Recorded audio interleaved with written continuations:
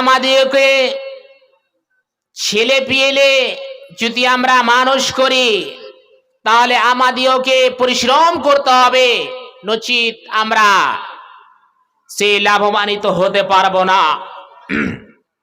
কেননা শ্রোতাবিন্দু আমার ভাইরা, ছেলে মেয়েকে যদি আজকে আমরা ঠিকভাবে লক্ষ্য না করি, চরিত্রমান যদি না বানাই, তো কাল কিয়ামতের মাঠে আমাদেরকে কোথায় যেতে হবে? জাহান্নামের মধ্যে আল্লাহ রাব্বুল আলামিন আমাদেরকে নিক্ষেপ করবেন। কেননা তার চিত্র কালাম বাগের মধ্যে আল্লাহ রাব্বুল আলামিন তুলে ধরেছেন। শুধু এইভাবে ছেড়ে দিলে হবে না, গরু মহিষের মতো, জীব জন্তুর মতো। ছেলে মেয়েকে আপনাকে শিক্ষা দিতে হবে। কেননা এবার আমি বলতে শুরু করলাম, ভাই আমার, ও পর্দার আলে মা ও বোনেরা, ভালো করে শুনে নাও। আল্লাহ রাব্বুল আলামিন বলছেন, বিসমিল্লাহির রহমানির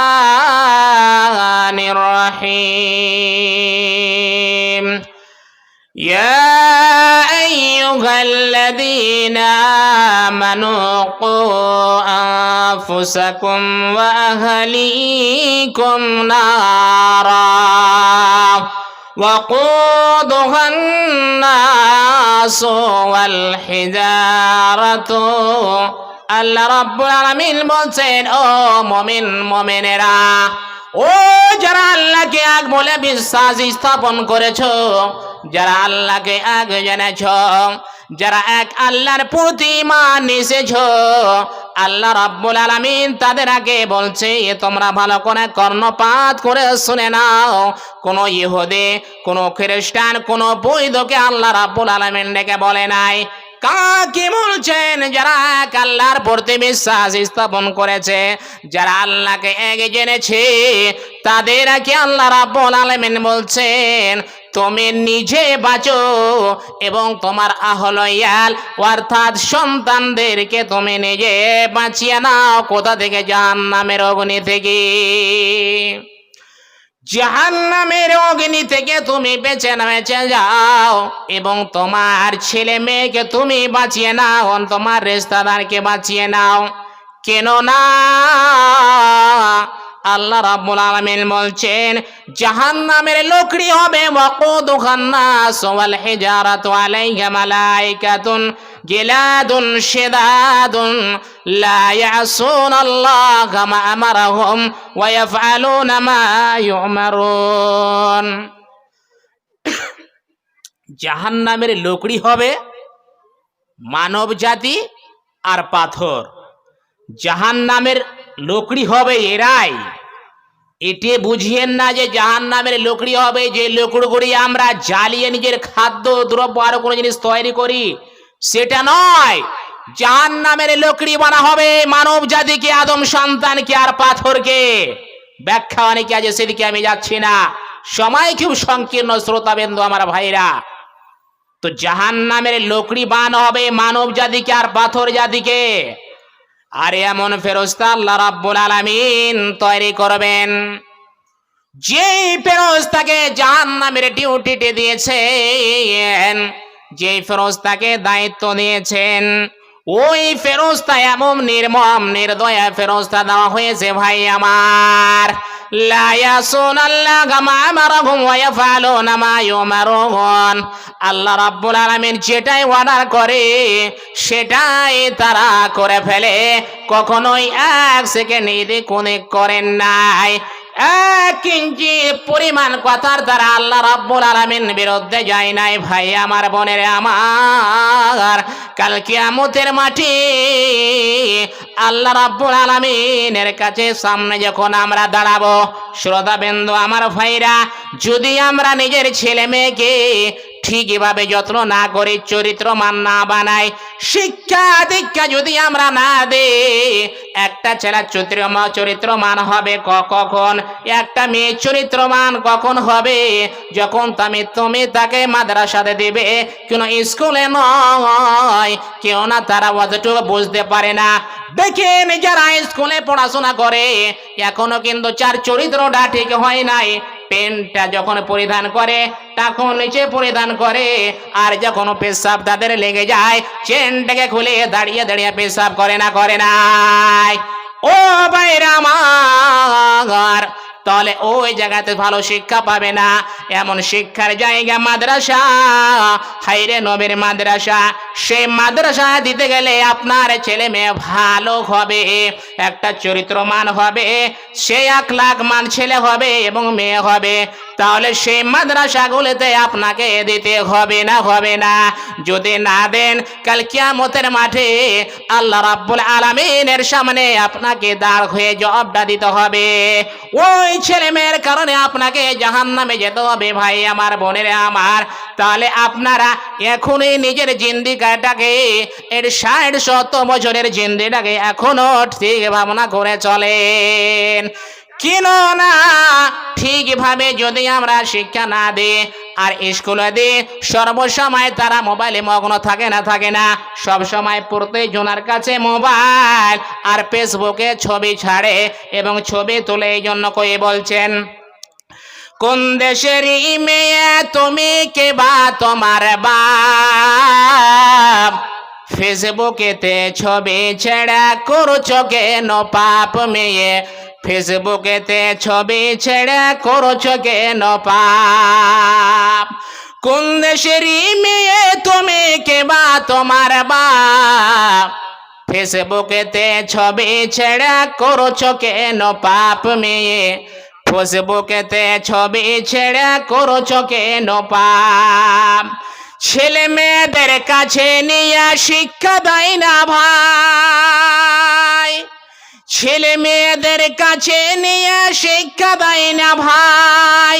মা মেয়েকে কেমন লাগে ফেসবুকে যে খায়, কোন দেশেরই মেয়ে তুমি, কে বা তোমার বাপ, ফেসবুকেতে ছবি ছেড়ে করছো কেন পাপ মেয়ে, ফেসবুকেতে ছবি ছেড়ে করছো কেন পাপ। ভাই আমার, চরিত্রমান যদি না বানায়, তাহলে কাল কিয়ামতের মাঠে ও ছেলে মেয়ের কারণে জাহান্নামে যেতে হবে। কিরকম চরিত্রবান বানাবেন এক ফোঁটা আসুন এবার কোরআনের দিকে যাই। ও ভাই আমার, হযরতে লোকমান হাকিমের কাহিনী আপনারা শুনেছেন, জানেন। তার চিত্রটাকে আল্লাহ রাব্বুল আলামিন ওই 30 পারা কোরআনের মধ্যে আল্লাহ রাব্বুল আলামিন তুলে ধরেছেন। প্রথমত আল্লাহ রাব্বুল আলামিন বলছেন, হযরত লোকমান হাকিমের কেসটা তুলে ধরেছেন। হযরতে লোকমান হাকিম যখন তার সন্তান হলো, তার সন্তানকে ডেকে বলছে, ও আমার ভালো সন্তান, চরিত্রমান সন্তান, তুমি এসো আর শুনে নাও। ও আমার সন্তান, তুমি শুনে নাও। ও আমার কলেজার টুকরা বেটারে, তুমি শুনে নাও। লা তুশরিক বিল্লাহ। আল্লাহ রাব্বুল আলামিন বলছেন, ওয়াইদ ক্বালা লুকমানু লিবনিহি ওয়া হুয়া ইয়াযুহু ইয়া বুনাইয়া লা তুশরিক বিল্লাহ ইন্নাস শিরকা লাযুলমুন আযীম। হযরতে লোকমান হাকিম বলছেন, ও কলেজার টুকরা বেটা, তুমি ভালো করে শুনে নাও। খবরদার, খবরদার, আল্লাহর সঙ্গে কাউকে শরীক করিও না, আল্লাহর সঙ্গে কাউকে জায়গা দিও না, কেননা এটা বিরাট বড় একটা জুলুম। ভাই আমার, বোনের আমার, শিরকি থেকে আর কোনো গুনাহ বড় হয় না।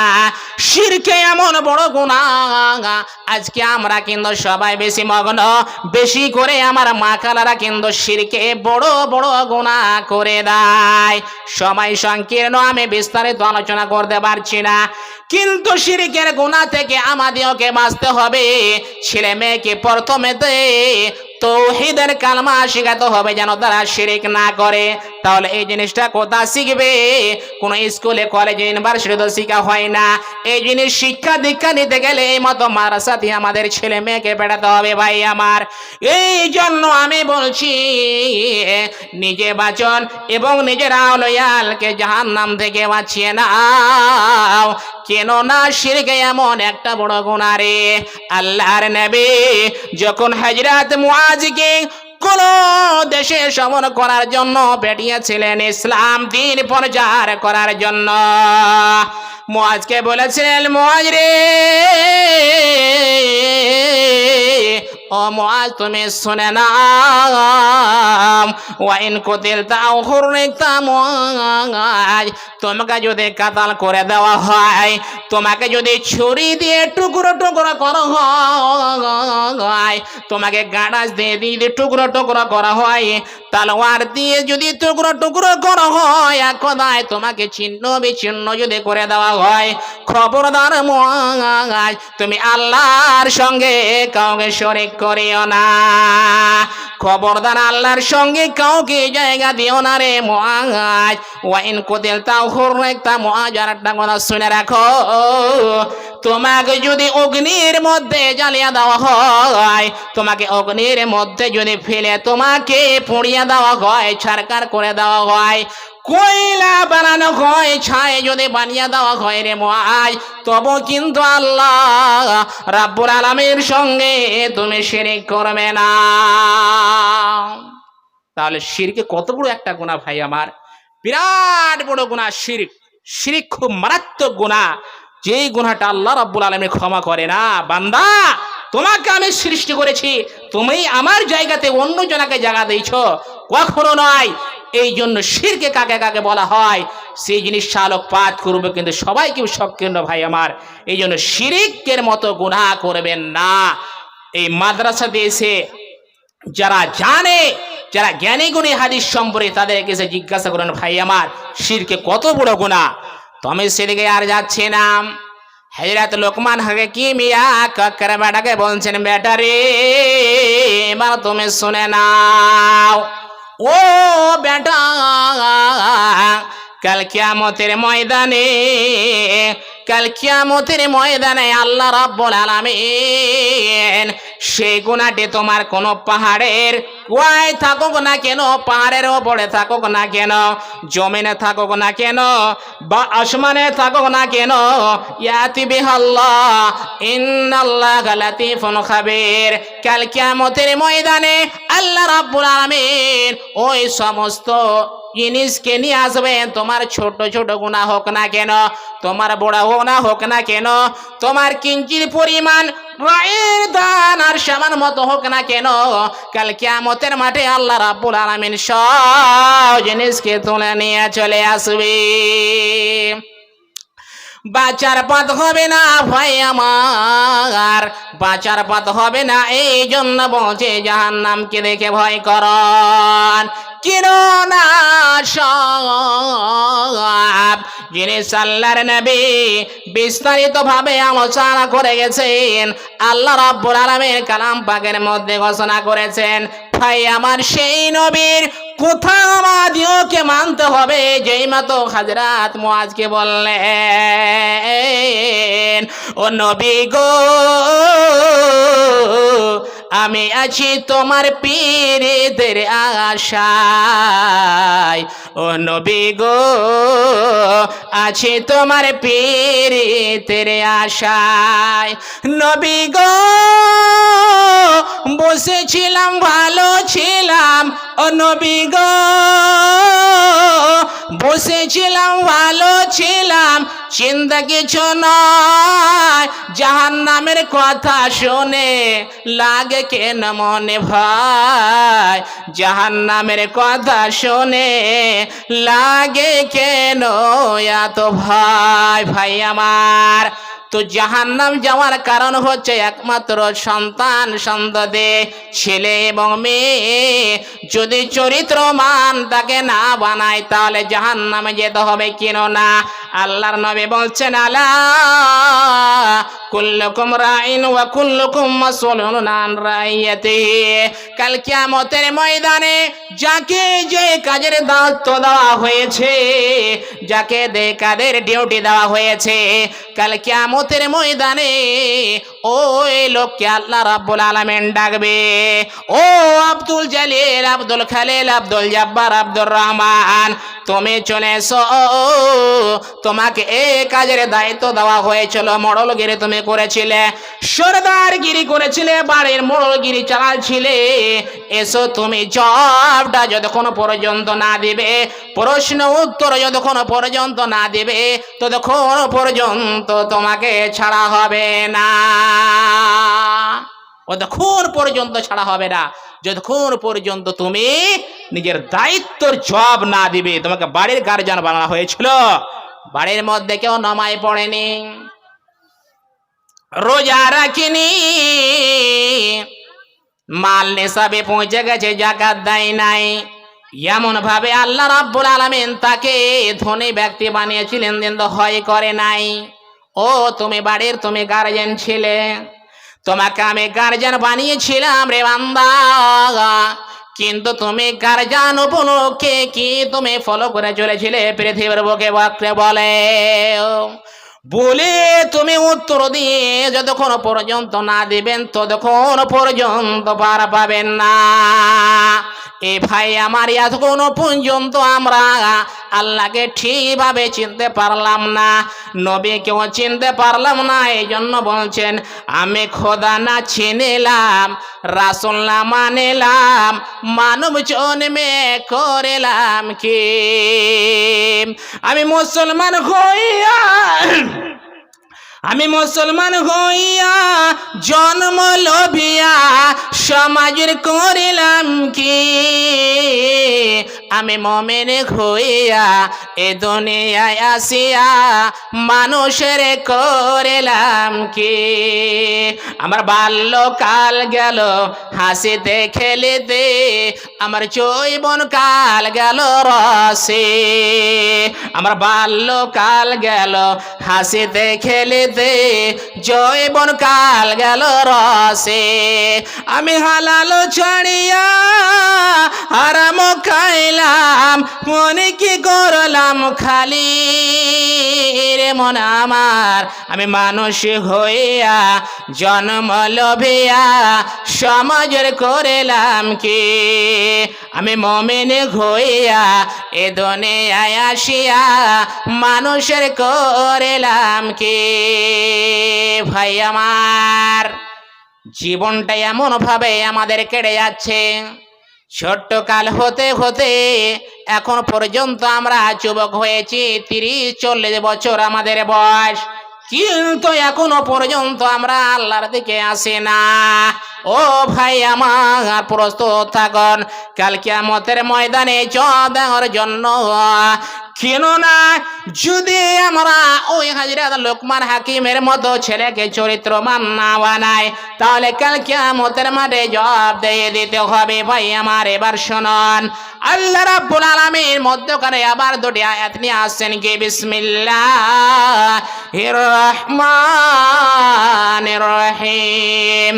ووصينا الإنسان بوالديه حملته أمه وكنا على وكن وفصاله في عامين أن اشكر لي ولوالديك وإلي المصير। আল্লাহ রাব্বুল আলামিন বলছেন, ও বান্দারা তোমরা শুনে নাও, আল্লাহর ইবাদত করার পরে পরে তোমরা নিজের পিতা মাতার সেবা করবে, তার সেবা যত্ন করবে। ও ভাই আমার, কথা শিমলের লোকেরা ভালো করে শুনে নাও, আল্লাহ রাব্বুল আলামিন বলছেন পিতা মাতা তোমাকে সেবা করতে হবে, এটি এক পয়েন্ট। আরেকটি পয়েন্ট হলো সেবা এমন ভাবে করতে হবে যা বলবে তাই তোমাকে করতে হবে। কিন্তু জেনে রাখো, ওয়াইন জাহাদাকা আলা আন তুশরিকা বিমা লাইসা লাকা বিহি ইলমুন ফালা তুতিহুমা। আল্লাহ রাব্বুল আলামিন বলছেন তোমার পিতা মাতা তোমাকে কষ্ট যত্ন করে মানুষ করেছে, দুঃখ জ্বালা যন্ত্রণা কত করেছে, পেটের মধ্যে কত তুমি লাথি মেরেছ, পেটের মধ্যে কত কিছু করেছে। হায়রে দরদিনী মা, ও ছেলের কষ্টকে সহ করে এমন ভাবে তুমি প্লেট নিয়ে খাদ্য আরম্ভ করেছো, এবার তুমি খাবে।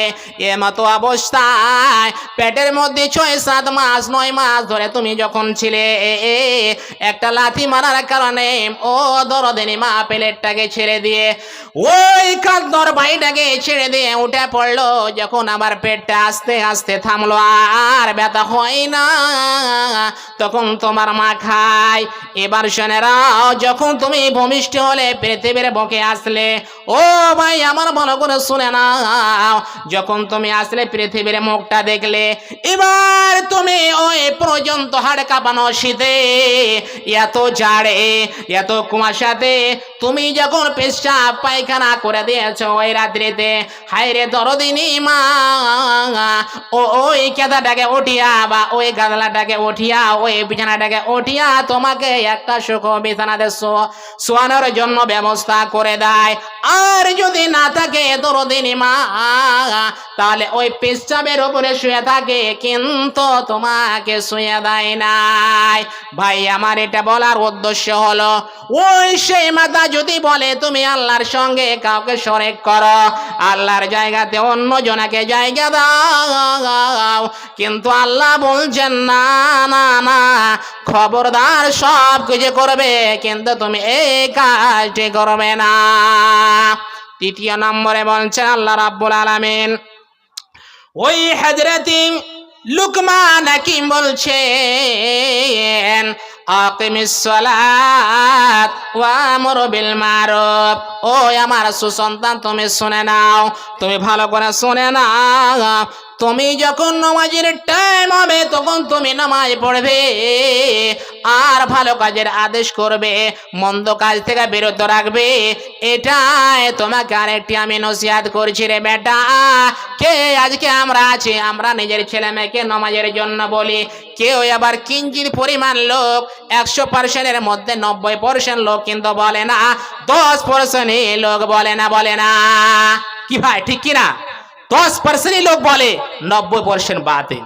কাল কিয়ামতের ময়দানে কি জবাব দিবেন? এই জন্য আমার নবী, সারা বিশ্বের নেতা জনাব মুহাম্মদুর রাসূলুল্লাহ বলেন সাল্লাল্লাহু আলাইহি ওয়াসাল্লাম বলছেন, মুরু আওলাদুকুম বিসসালাতি ওয়া হুম আবনাউ 7 সিনিন ওয়াদরিবুহুম আলাইহা ওয়া হুম আবনাউ 10 সিনিন। যখন তোমার ছেলের বয়স হয়ে যাবে 7 বছর, তুমি তাকে নামাজের ট্রেনিং দাও, নামাজ পড়ার জন্য আদেশ করো। যখন তোমার ছেলের বয়স এবার 10 বছরে পৌঁছে যাবে, তো যদি নামাজ না পড়ে তখন তুমি তাকে মারো, আর ওই ছেলের তোমাকে সহ্য করতে হবে না। ছেলের যখন বয়স 10 বছর তখন তাকে মারতে হবে। কয়জন আমরা মারি আজকে নিজের বাড়ির কাম কাজের জন্য, ছেলে মেয়েকে কত রাগামাতা করি, তা সত্যই আজকে আমরা নিজের 60-70 বছরের জিন্দেগি শেষ হয়ে যাবে, নিস্তেনাবুদ হয়ে যাবে, আমরা মাটির সঙ্গে মিশে যাব। কিন্তু কাল কিয়ামতের মাঠে আমাদেরকে কি জবাবটা আল্লাহ রাব্বুল আলামিনের সামনে দেব ভাই আমার? যেহেতু ছেলে মেয়েকে মারধর করি কামের জন্য, কিন্তু নামাজের জন্য তো মার দিই না। যেহেতু নবী সাল্লাল্লাহু আলাইহি সাল্লাম বলছেন, ওয়াদরিবহুম আলাইহা ওয়া হুম আবনাউ 10 সিনিন, তোমার ছেলে মেয়েকে মারো যখন তার বয়স 10 বছর, আর বাঁচার পথ নেই। 10 বছর হয়ে গেলে আপনাকে মারতেই হবে, যে কোনো মূল্যে হোক না কেন। শ্রোতাবিন্দু আমার ভাইরা, অনেক বক্তব্য আছেন আর আমার সময় শেষ, এই জন্য বলি সালাম সালাম হাজার সালাম। এবার আমি বিদায় নিলাম, যাইনি চলে আমি জীবনের মতো, যাইনি চলে আমি জীবনের মতো, আল্লাহ চাইতো আবার আসবো ফিরে, আল্লাহ চাইতো আমি আবার আসবো ফিরে। সালাম সালাম হাজার সালাম, এবার আমি বিদায় নিলাম। আসসালামু আলাইকুম ওয়া রাহমাতুল্লাহি ওয়া বারাকাতুহু।